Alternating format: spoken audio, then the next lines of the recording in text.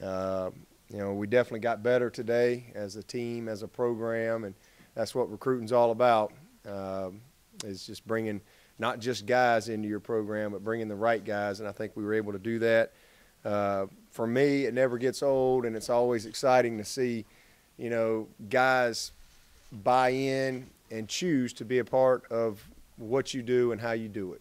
And all these guys that chose to come to Clemson today, they had many, many, many options. And for them to choose to come be a part of our program, you know, is just very exciting to me, because I know they're coming for the right reasons, and can't wait to get started. Also, you know, appreciate these guys, but I appreciate their parents and you know, just all their families for buying into the vision of our program. And again, just believing in Clemson and who we are. So really excited to welcome all of them to the Clemson family. This is, I think, you know, considered by most everybody out there a top 5 class, and it's our 5th top 15 class in a row. You know, what does that mean? I don't know. But what I do know is that, to me, it represents consistency. You know, we have really become a very consistent program in all areas. We've become very consistent on the field. We've become very consistent in the classroom, and we've become very consistent in recruiting as well. And so I'm excited about that, and I don't have any doubt that this group is going to be special. I mean, you know, you got to get started somewhere, and for me, I really measure them not what they do as freshmen, not what they do as sophomores, but what they do in their career. And we just graduated the winningest senior class in Clemson history. So, you know, it was very critical, very, very critical that we go out and we bring in a great group of players, but also a great group of people. And that's what I'm more proud of than anything, is the type of people that these guys are. And what I know is coming in the door, because I know what just went out the door. And when you lose good people, you better replace them with good people. And I think that we were able to do that with this group. We had 15 mid-years, which is unheard of for us. And we had 11 signees today. So 26 total guys. One of them will be a gray shirt for us. And, you know, the thing that jumps out at me more than anything about this group is 22 of the 26 were committed back in the summer. And all signed with us. So a couple of those guys kind of made decisions later, but 22 of the 26 were on board from really a long, long time ago. I think that when you look at our class and when you look at the objective that we had going into this class, and it's always different. I mean, it's never the same. You know, last year, defensive line wasn't a big priority for us. This year, obviously, it was a huge priority for us. And again, filling that need, not just with guys, but with the right guys, I think we knocked it out of the park. Same thing in the offensive line, but just really excited about how we went about it and how we filled all the needs. Plus we got a few preferred walk-on guys that'll be joining this group this summer. Guys that will have a chance to play at Clemson. Guys that had opportunities to go to some smaller levels but want to take a chance to play at this level. So we're excited about the whole group here that'll be, you know, all on board by this summer. But you know, we got a talented team returning. You know, we got a good football team coming back. You know, some really experienced players that have had a lot of success. And I think with the addition of this class, it'll give us the competitive depth that we really need to kind of continue to take our program to another level. You have to have that year in and year out. And I think this group brings that to the table. The 15 mid-years in the spring is huge for us. Because, you know, if you look at college football, spring practice is a big part of the overall development of your football team, but very rarely, if ever, do you have the majority of your team out for spring practice. You know, most of the time you're waiting on all your signees to come in the summer, but for us, the majority of our class is here. So to have those guys on campus, to have them going through the off season, going through the installation process as far as learning our offense and defense, and participating in spring ball, playing a game in the spring game, all those things are huge. As far as getting off to a good start and plugging some voids that we have, because some of these guys are going to have to help us. As far as the breakdown of the class, we signed 10 on offense and 16 on defense. We had 4 offensive linemen, 1 tight end, 2 quarterbacks, and 3 wideouts. Defensively, 7 defensive linemen, 5 DBs, and 4 linebackers. As far as where they came from, we have 10 from the state of South Carolina, 5 from Florida, 4 from Georgia, 4 from North Carolina, 2 from Virginia, and 1 from Connecticut or Massachusetts, depending on what you want to say, because he goes to school and lives at his school, Christian Wilkins, up at Suffield Academy in Connecticut, but he lives just a few miles down the road across the state line in Massachusetts. So really, interesting dynamic there. But I'm very thankful, very appreciative of tremendous effort by our coaches, tremendous effort by our team, our players. Those guys do an awesome job in promoting, our program and our brand, and helping us to recruit the best of the best. The best is the standard here, and these guys that are on this team, not only do they want to be the best, but they want to help bring the best in here. And I love to watch that dynamic each and every year as it takes place. But also, I want to thank our support staff. We have an awesome support staff here. It's just incredible the amount of work that people put into helping us have the success like we had today. It doesn't just happen in a day. It never stops, to be honest with you. It just continues on and on and on. And our support staff and our wives and our administration, just incredible. Dan Radico, President Clements, unbelievable. The effort that he puts forth in assisting us, with the recruiting process. Always willing to meet with a parent or talk to a recruit, and he's passionate about it. I mean, it just is. It's a special dynamic that we have here with our leadership from the top down. I just am happy to be a part of it, and it's a lot of fun to celebrate a day like today with everyone. Also want to give a shout out to Jeff Scott. Jeff Scott's been a great recruiting coordinator for us for the last several years. Obviously, moving into the coordinator role offensively, and he's off to a good start there too. So. He's done great at anything and everything I've ever asked him to do, above and beyond. That's why this was, one of the easiest decisions that, I've made a lot of decisions, but, hiring he and Tony to head up our offense was probably one of the easiest decisions I've had to make since I became head coach. Brandon Streeter will be our on-the-field coach moving forward as far as that liaison between our recruiting department and the full-time coaches. But really appreciate Jeff. And then let me just tell you, Thad Turnipseed has done a fantastic job in helping us, build, what my vision for our program was, as far as taking our recruiting to another level. We were a little behind, I thought, as far as just our efficiency, and bringing Thad on board and kind of creating Clemson Google, if you will. That's what I call it, Clemson Google, has been fun to watch. A year or so now later, Thad has got a great grasp of who we are, and helping us, build the brand like we all want it to be. And then Brad Scott does. I mean, I can't state it enough. What a great job he does in supporting the coaches.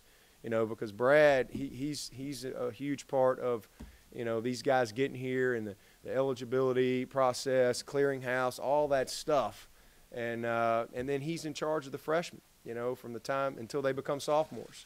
And so his relationship that he has with each and every one of these guys and their families is a big asset for us. And Woody McCorvey and Jeff Davis and all those guys. I mean, just a tremendous team effort, by our staff.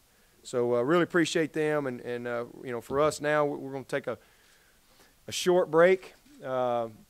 As far as just, guys getting a few days out of the office here to hug their wives and just, kind of catch their breath and hopefully come back in here next week, just full of energy and ready to go back to work and get started on this 2015 team and our 2016 class. It never stops. And, we're already off to a great start with our 2016 class. And, I'm excited about this time next year, signing another great group. And just, again, happy to be a part of it. So, football-wise, as we get back, our staff, we're really right in the middle of going through all of our quality control stuff, really self-evaluating everything from the season A to Z. That's a huge part of what we got to get done over the next few weeks and getting ready for spring practice. Our all-in program will start with our players here in the next week or so. Really looking forward to getting going with those guys and getting plugged in. Spring ball is going to start March 2nd, so it's just right around the corner. And again, this 2015 team is one that I think is going to be a lot of fun to put together. And then April 11th is the spring game, so hope everybody put that on the calendar. I'd love nothing more than to fill this stadium up. All these guys, that's kind of their official time when they get a chance to meet the fans for the first time, because they'll all be here. Hopefully we'll have a great crowd and kick off this 2015 season the right way this spring. With that, I'll take whatever questions you have. You mentioned having the class pretty much in place in August. What's been the philosophy behind getting guys to commit early and keeping them in place and really doing the class many months in it? Yeah, well, we don't get guys to commit early. That's on them. In fact, I talk a lot of guys out of committing. I really do. Coaches, they hate that, but it just has been kind of a philosophy here, and we've had very few issues. Sometimes guys we define commitment, and they're like, well, that's not really what I meant. So they just want to still go through the recruiting process, and that is so fine. That is not a problem at all. But we don't get anybody to commit. Guys make up their mind to do that stuff. The way recruiting has changed is everybody knows everything. Everybody knows, okay, we're going to take one quarterback in 2016. Everybody knows that, and we're going to offer about 10 of them. So they all know who each other are, and usually most of the time guys know what they want to do. They have a pretty good idea fairly early on what they want to do. Christian Wilkins, for example, he's a guy that I asked him when he called me, because I thought he was going to break up with me. I thought he was giving me the old breakup, I love you, but speech. And but I asked him, I said, well, when did you know you were coming to Clemson? He said, from the first moment I stepped foot on that campus. And so he knew all along where he was going to go. And most of these guys nowadays, they do. And depending on the needs at each position, I think all these guys kind of monitor that. And people fill up. It's just a different time. There's so much information out there. These guys going to all these camps, going to unofficial visits. And, for us, the junior days have become like official visits. We have to put our best foot forward because we may not get them back. And, as they go around, I think guys understand the process a lot more, and they don't want to deal with the hassle. And, that's why I wish we had an early signing period. But maybe one day that'll happen. But as far as the guys, I think guys, knew what they were looking for. They loved the opportunity to be a part of our program, and really no issues. Obviously, we all know where the losses are going into next fall. Who of this group do you see competing for possibly impacting 2015? Yeah, well, it's hard to single guys out this time. They all obviously are guys that we love and we feel like they have great potential and all that. But you can just look at the need. We lost 6 seniors up front in the defensive line, so we signed 7 guys. It doesn't take a rocket scientist to know that we're probably going to need a little help there. Who it is, I don't know. We'll see. Just as soon as you say, well, you think this guy's ready to play, he's not. And this guy you think is not ready to play, well, he's the guy. So you just never really know until you start coaching them and you get in there and you see how they absorb everything mentally and adjust to just the different level. But I definitely think there will be some candidates there. Certainly, same thing in the offensive line. I mean, y'all all lived through this year in the offensive line with us. It was a musical chairs, and we had about 7 or 8 guys that made 14 for us, to be honest with you. And so those guys will have an opportunity, especially coming in early. Offensive line is a very difficult position to play early, but having them here for the offseason and the type of players that they are and the foundation that they're coming in here with, their learning curve will be shorter than some guys. So that's definitely, and then the skill positions. You look at our need. We got a need at receiver. Obviously, we're down there. To be honest with you, we're still under a couple at wideout. Our number is 10, and we're still down, a couple of spots there. But really excited about, Shadell and Ray and Dion coming in. I think those guys, from just a talent, athleticism standpoint, have a chance, to certainly be in the mix there early. We didn't take a back in this class. The 2 quarterbacks, we got to figure that out. They talk about coming at a great time. Deshawn's going to be on the sideline, and these guys are going to get a ton of work. So we've got to figure out, that situation between now and fall camp. Do we play both of them? Do we play one? Do we redshirt one? Do we redshirt? But I have no idea. We got to get out there and go to work. So I'm really excited. And then we got a couple of corners coming in here that I think have great coverage ability and physically are in a good spot right now. So they all have a shot. We don't recruit anybody to redshirt them. They kind of redshirt themselves, once we get into the process and we see how it all plays out.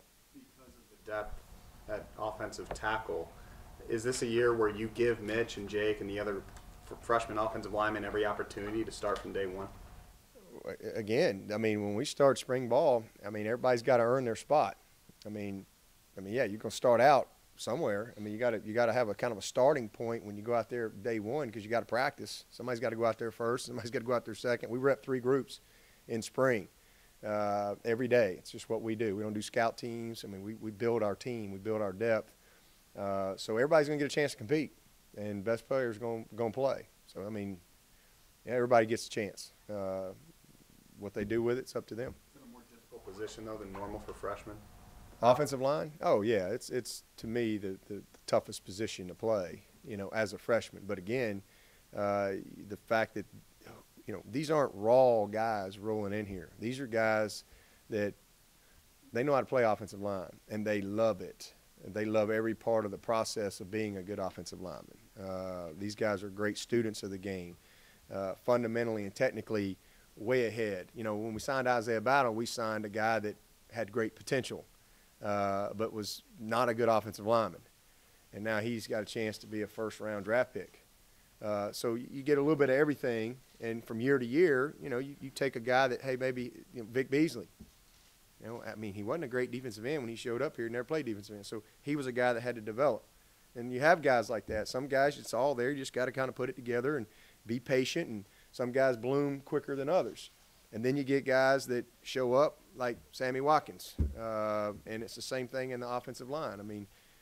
These guys, their foundation is very, very strong. And where they came from, Fru Morgan from Plant, and how he's been coached and prepared. Same thing with Jake at North Gwinnett and Noah up at Bowling Springs. These guys, they know what they have to do. And so they're coming in here at a high level. I think their learning curve will be much shorter than your typical freshman offensive lineman, but it's still very difficult. But the sheer fact that the depth has been a problem, they're going to get a great opportunity to get in the mix. And, somebody, all of them, a couple of them, some combination of whatever, will definitely have to play for us this year. Yeah, well, how much different is it now? You've been here a while. People know what this program is, as opposed to, maybe when you first started and you were trying to get the guys like Sammy Watkins here before you had that track record. How different is it now when you're selling? Well, it's night and day because, again, you have performance, not just potential.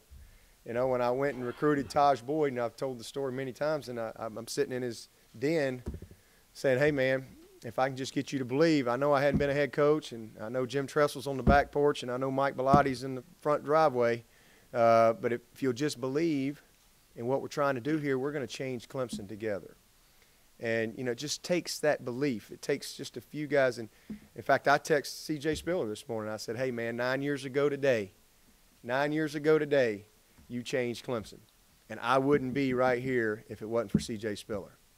And, you know, so it just one by one little piece here, one little piece there. But now 6 years in, we do have a track record. We do have some performance. You know, we have a level of consistency that is special.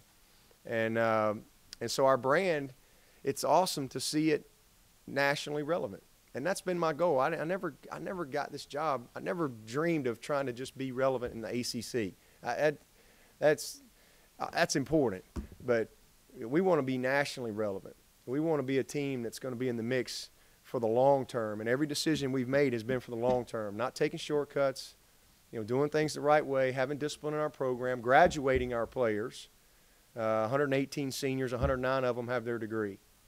You know, top 10 academically. We've been top 10 in football. We've been top 10 in recruiting. And so the totality of our program is, over the last 6 years, we have a lot to sell. You know, and so if we just get them here, we have a shot. And it's been fun because now people, they see the Paul, they know it's Clemson, and everybody wants, whether they want to come here or not is one thing, but they want to come see. They want to come see Clemson. And when people get on this campus, we got a great shot because it's special. It just is. People say all the time, man, there's something different about Clemson. That's because it is different. It's different. It's unique. It's fun. There's a lot of great people here. And ultimately, that's what separates places, is the people. And so our biggest thing in the past was having a hard time getting guys on this campus. Now, they all want to come at least check out Clemson. And if we get them here, then we got a great shot. Yeah, but what's your updated expectation for when you're going to get Watson back, and how's his rehab coming? He's just doing unbelievable. I mean, unbelievable. I've said this, you know, he's a genetic freak. He really is. And same thing mentally. I mean, the kid is just off the charts. His work ethic, how he responds, it's like nothing I've ever seen. You know, and listening to our doctors talk about him, we had it in our staff meeting the other day. I mean, he's just way ahead of schedule. I mean, like way ahead. Well, I mean, just they have their metrics, you know, after 4 weeks or 6 weeks or 7 weeks or whatever it is, and you know, if the metric is this, he's over here, and it's been way beyond every single measurement that they've had, and so they're just greatly encouraged. But I'm not surprised. I mean, he's just doing great. He's doing really, really well, and you know, he'll be ready to roll once we get going. When you signed Spiller 9 years ago, did you have an idea in your head this could be the catalyst to establishing that pipeline to Florida and getting more and more of those guys? Well, you know, I was just an assistant, but what my idea was is that he'd be a catalyst for getting other great players. You know, there was a mentality when I came here that we couldn't get the C.J. Spillers. You know, and I just never bought into that. I was like, well, why not? Why can't we sign C.J. Spillers? You know, he takes my call every week. He wants to come visit. So, you know, again, if we can get him here, we got a shot because Clemson's special. It is. I mean, there's just no other way to say it. I mean, this place is special. You can ask Urban Meyer, you know. He even talked about how special this place was. When he came in here and saw it for himself, he told a great story about that, speaking of C.J. Spiller. He couldn't understand why is C.J. Spiller going to Clemson. And one of his coaches said, well, have you been to Clemson? You know, this place is awesome.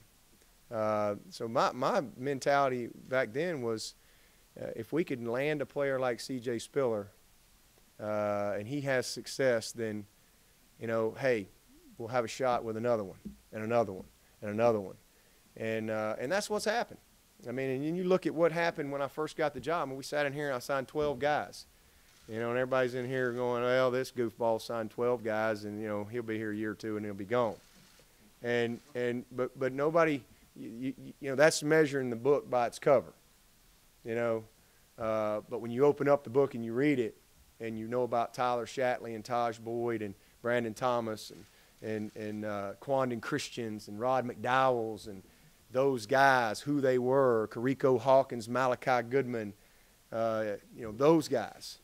When you read about them and you know who they are, you're like, okay.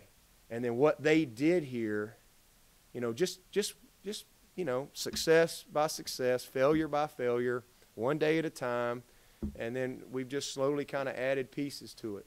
And then all of a sudden we get Sammy and Sharon and all that, Stefan and Tony, all that crew rolling in here.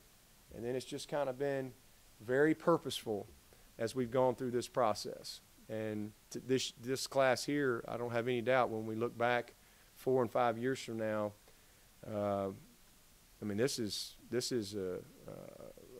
this group has potential that is very special, because we're trying to be the best. We're trying to get to the very top. And as one of the things, I was at a little luncheon, one of the things I told those folks up there is, enjoy the journey. Enjoy the journey. We're going to get there, and so enjoy the whole journey on the way. And this group of players coming in here is going to be a huge part in helping us have great success on and off the field. Outstanding students. And then you don't really know. 2011, you had 3 perennial All-Americans. Only one of them made it through the program. Last year, you had 3 top-flight wide receivers who came in January. Only one remains with the program. Stuff happens. Sure. Kids aren't motivated. Kids lose sight of the goal. How do you know, or do you just kind of let's build as much onto this, pack as much onto this truck as we can, and see what we can haul out? No, I think there's never a perfect process. You're always going to have a guy that is focused on his past success and forgets that you got to go to work. You got to start over. You can't. It's all about what's in front of you. Okay, you were a 5-star or 4-star or whatever. That's great, but it's not potential. It's performance. And some of these guys, I think, forget that, and they think they're going to come in here and push a button and get on the elevator and just go up. And man, you got to take the stairs. I mean, this is football. It's hard work. Nobody cares who you are. When we signed Grady Jarrett a few years ago, I always signed some short guy named Grady Jarrett. Why are they signing that? We beat Western Kentucky and Buffalo. He's as good a football player as I've ever been around, ever. Because we couldn't cut him open. You couldn't cut him open. And it's the same thing. Sometimes guys have, great performances and great things, and they got all the accolades, but you still can't cut them open. And sometimes, young people do stupid things, make bad decisions, get distracted, whatever, lose their commitment. But you hopefully you hit on a whole lot more than you miss on. And I think we've got a good track record with that. Can you expound on, you said earlier you were behind on efficiency. Can you expound on what you meant by that and how you fixed it? Yeah, well, I mean, when I got the job here, we had 9 full-time coaches, a head coach, and one ops guy who knew nothing about football, Andy Johnston. I love Andy. That was our staff.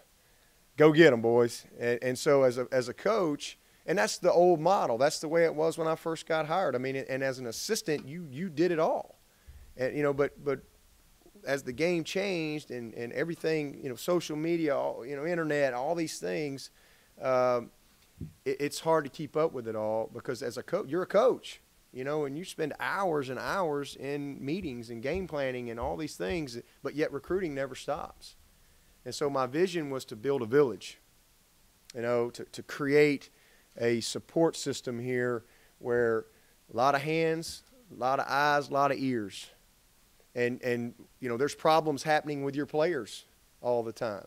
There's things across campus. Things that need attention, or you have to go and get a coach out, and one guy, he's multitasking. Well, not every coach. He might be a great linebacker coach, but he's a terrible multitasker or whatever, And so, not every coach was wired the same way. And, take a guy like Jeff Scott, for example. He's trying to coach. And now he's coordinating and recruiting. He's got planes. We got all the. I mean, it's unbelievable. And so we've created this support system, and we've been very good for the first 4 years. We were very good. But, we were top. I mean, it's our fifth top 15 class in a row, so it's not like we were bad. But how do we get to another level? And that's where, I wanted to create a whole department. Again, Clemson Google back there, where I have one guy who can just keep it going all the time, nonstop, who wakes up every single day, and all they think about is recruiting and how we get better, how we build our brand, how to support the coaches, and then that person has a staff of their own. It's basically a personnel department, and that's what some of these schools have had, and we were behind there, and it was something we needed to improve on. And Thad has done a great job, and then again the role with Brad, and then the support of Jeff and Woody and Dooley. It's just been these guys are great, and the support that they give the coaches in keeping everybody on the same page, the efficiency. It's allowed our coaches to do a great job evaluation-wise because they don't get bogged down in some of the minutia that takes place in recruiting. And we're just very fortunate to have the resources to have that. But we're still not where we need to be comparatively to some of our competitors. But I know this: Clemson's getting a big bang for their buck. That's for sure, because we can compete. Full cost of scholarship. How do you, going forward, how do you attack that issue, and how can it change recruiting here? Well, I haven't even sat down with Dan. I've been going every day, but I know he and I are going to sit down this week or next week and talk about, some of the particulars of that. I think it's great as far as, comparing apples to apples and all that. I think that's where everybody's got to get on the same page, and I'm not sure that we're there yet from a Power 5 standpoint, but I think we'll get there. Question, the running backs. Go ahead, Aaron. Choice and Brooks, I think either of them are going to have a chance to be back in spring. I'm sure Brooks. Oh, yeah. Brooks is great. He looks outstanding. We anticipate him, being in our mat drills once we get that going. Choice, definitely not. He's doing very well, but no, he won't be back this spring. He'll be doing some things, but will not be practicing. Jacksonville as an assistant. Did you ever try getting into Tampa for Clemson? I did not personally. We've always tried to recruit the whole state. But I tell you, Tony's done a great job down there. He really has. He kind of got down there, rolled his sleeves up. Well, first of all, Brad Scott.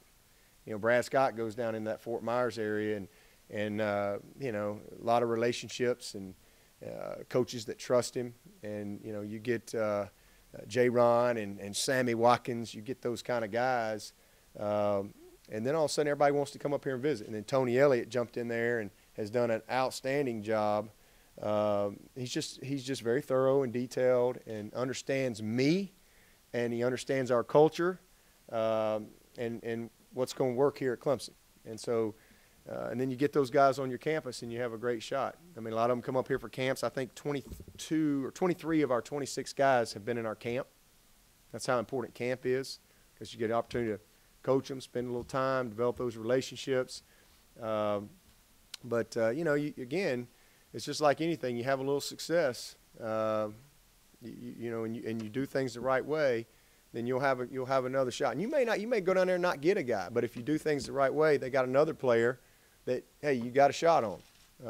And so, that's what we focus on. You go down to Tarpon Springs, get Artavis Scott, who's right in that same area. McKenzie from Immokalee. We feel like we can recruit the whole state of Florida as well as anybody in the country. And I think that we've demonstrated that. Plant High School is one of the best programs in the country. Go in there and get Jake Frew Morgan.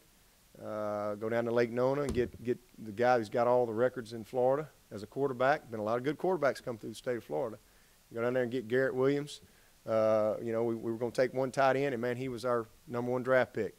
To be able to get him out of First Academy there in Orlando, we've just been able to have a lot of success. And from year to year it's different, because as a staff, we start the year, we kind of get our wish list.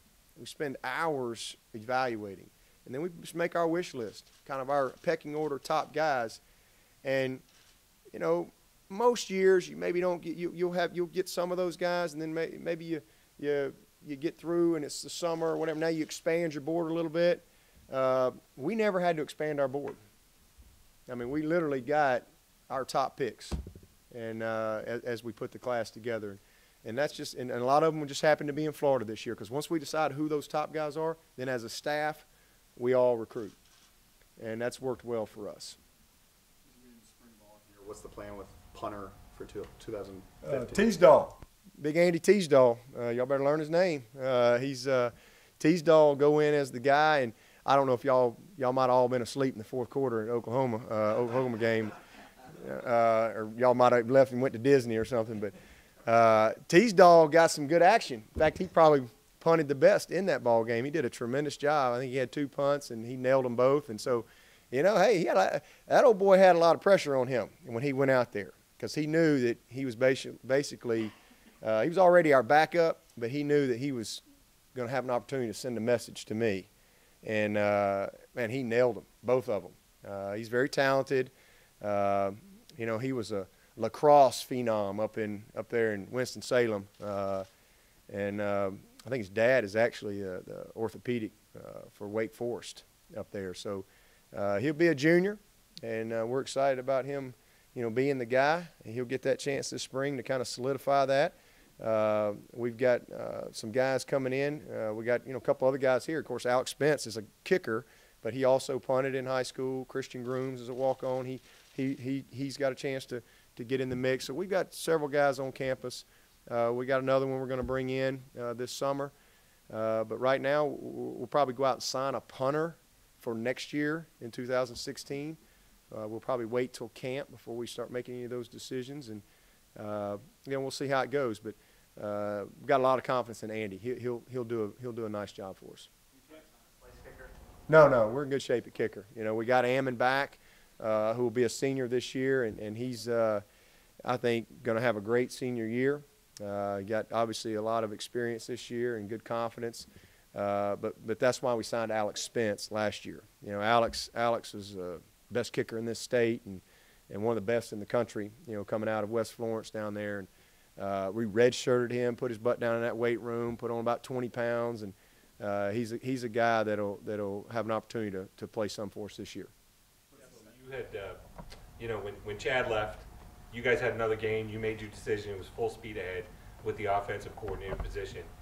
Any kind of adjustments now since the game ended? Have you had to get used to the way Tony and Jeff do things, or any differences that, you know, the way from what Chad had done? Have there been any of those kind of adjustments? No, we all were. I mean, there's a philosophy in place, defensively, offensively, that whoever is the guy is going to work within that philosophy. So, you know, but I'm not going to sit there and, you know, tell them how to do everything. Everybody has to put their own personality into things. The message has to be the same, but everybody has their own personality and their own way of going about their business. And, you know, all I want is when I walk in a meeting room, whether it's the offensive line or the linebackers or the DBs, that the message is the same. You know, how you deliver that message, you know, that's what you're hired to do. So those two guys are great. I know this. It was a lot of fun. It was a lot of fun for 3 weeks, you know, watching those guys work. You know, they're hungry. You know, they're excited about the opportunity, and they're detailed, you know, and they love Clemson, and they're loyal. I mean, there's just on and on and on and on and on. But more importantly, they're ready. And I've changed Tony's title, by the way. Jeff is the offensive coordinator, and Tony is the offensive engineer. You know, he's an engineering grad, so I thought of that out on the road. I said, "You'll be the offensive engineer. That'll be great." So, you know, we've got two special guys there. I think Jeff was a math major, and I think Tony was an engineering grad.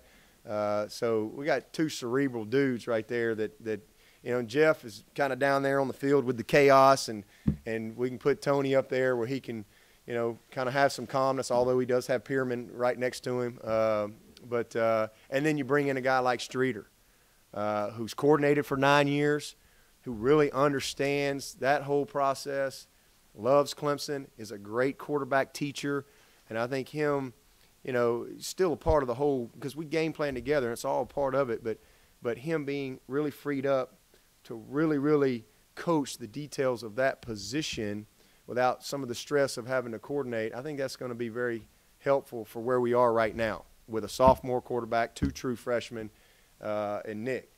So it's just, I think, a good fit all the way around, and that's really what it comes down to is fit and timing and chemistry. And our whole staff is a great group and with outstanding chemistry, and that's something that I don't think gets enough credit or people focus on enough. You know, you mentioned Spiller's signing 9 years ago, 4 years ago. You guys are cheering when Stewart and Anthony make those decisions. This was kind of a quiet national signing day. That's what my wife said last night. She's like, babe, this is like one of the quietest nights. I said, would you stop? What are you doing? Don't say that. Golly, don't say that. But, you know, that's the way it ought to be honest with you. And hopefully and we keep learning. We keep getting better as far as our process and our evaluation and the relationships and all that. We're all getting better. And we're at a point right now with our program we can be very selective, and we want to bring in the right fits. Everybody brings something, and we're not the least bit interested in, okay, well, he's a 5-star or he's a 2-star. We're really not. A lot of times we offer guys and next thing you know, they blow up to whatever. But we're very confident in our process in that sometimes guys are 5 stars and we watch the tape and we go, just don't see it.